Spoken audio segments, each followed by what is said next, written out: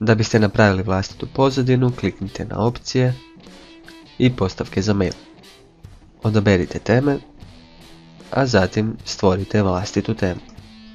Otvorit će nam se novi prozor gdje ćemo raditi našu temu. Kada prelazite mišem preko različitih polja vidjet ćete ovaj padajući izbornik gdje možete mijenjati boju pozadine, teksta i veza. Najvažnija stvar koju možemo dodati je pozadinska slika. Nju dodajemo u ovom gornjem padajućem izborniku.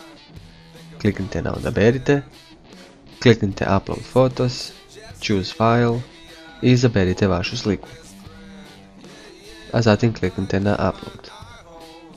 Dodajte još jednu sliku na podnožju na isti način.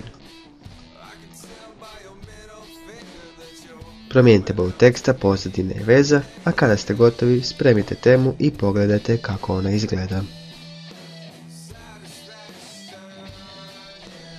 Ako niste zadovoljni, klikom na ponovno postavi krećete ispočetka.